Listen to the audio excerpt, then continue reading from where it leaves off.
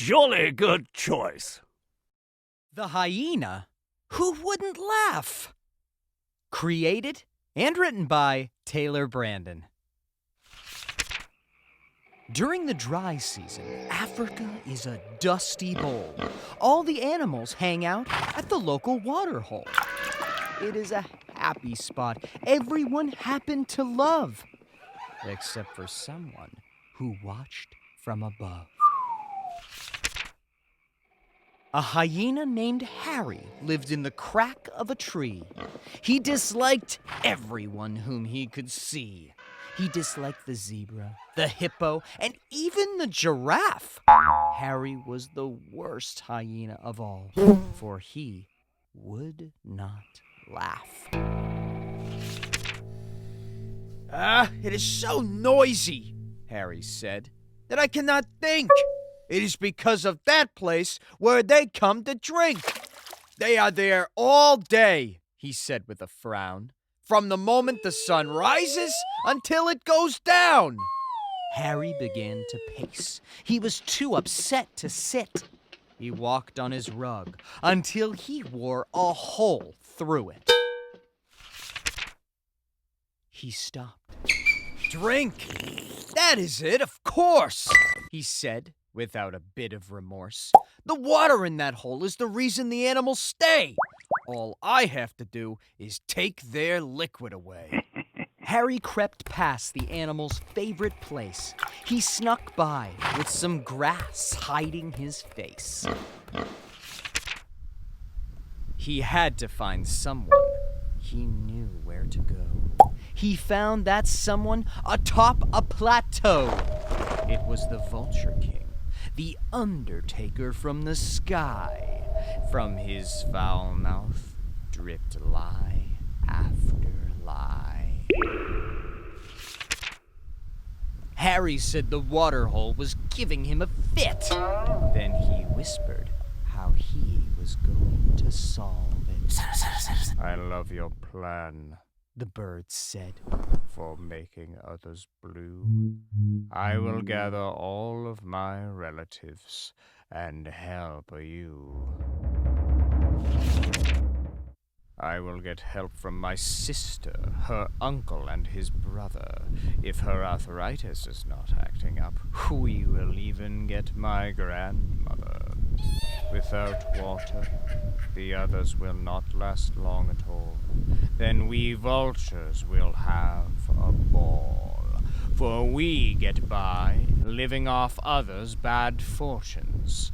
We will have a feast with extra large portions. He reached his next stop, his heart filled with glee. He reached the forest of the rare spongeactus tree. Wasting no time, the hyena rolled up his sleeves and began robbing the branches of their leaves. Then he gathered the spongeactus into a stack and headed home with the leaves on his back. Soon he was there. His timing was just right. The sun had set. He could work by the cover of night. He stepped into the water. He waded up to his knees. Then he began dunking the leaves he stole from the trees. The leaves soaked up the water, robbing the hole blind. Soon the hyena was done. He left only one drop behind. He used all his strength. He sweated and he strained. He dragged the leaves away from the hole he had drained. He clucked and barked, dragging the pile for most of the night, and left it where the vultures would fly it off with the next day's light. He raced back. He wanted to reach the pit before sunrise.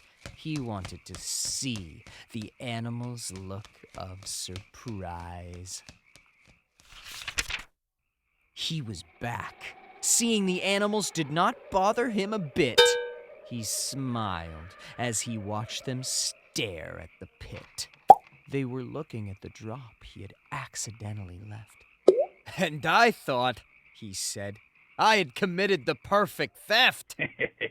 Now, Harry said, their friendliness will stop. Soon they will be fighting over that last drop. The moment Harry was waiting for finally occurred. A baby gazelle picked it up without saying a word. This is it, the hyena said with a grin. The fight over that drop is about to begin. Instead, she gave it to Harry, catching him by surprise. All of the others smiled at the hyena with kind eyes. Harry could not speak. His mouth made only one sound. It was a clanging noise as it dropped and hit the ground. Over that drop, he could not believe they did not fuss. Over that drop, he could not believe they did not cuss. They needed it, he said. That I could see. Instead of all animals, they gave it to me. Me, who has never laughed or had any fun. Me, who has never shown kindness to anyone. Hanging his head in shame and disbelief, he said, they were kind to me. The thief. His problem was no one had given him anything before. Receiving that drop changed Harry forevermore. Slowly, the years of anger melted away, and he became a new someone that day. He then admitted he had stolen the water. He said he was the one. The animals forgave him for what he had done. He said he would get the water. He knew where to go. But just then, he was covered by a giant shadow. It came from above, in the morning sky, where all of the vultures were thundering by.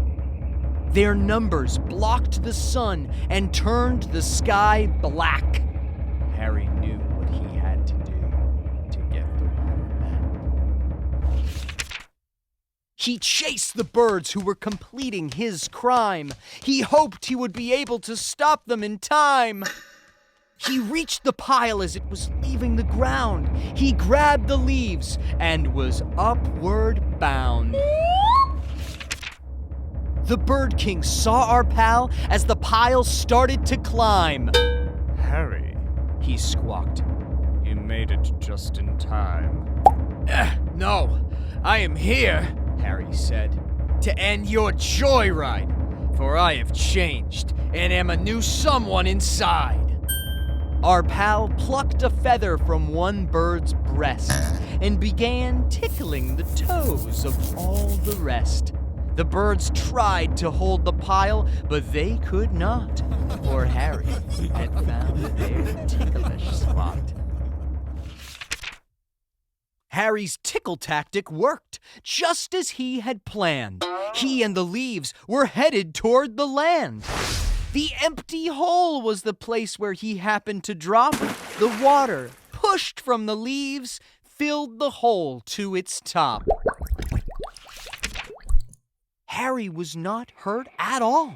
The leaves had cushioned his fall. His body was covered with gunk. He was a funny sight. The animals laughed at him with all of their might. Harry saw his reflection, and what is more, he did something he had never done before.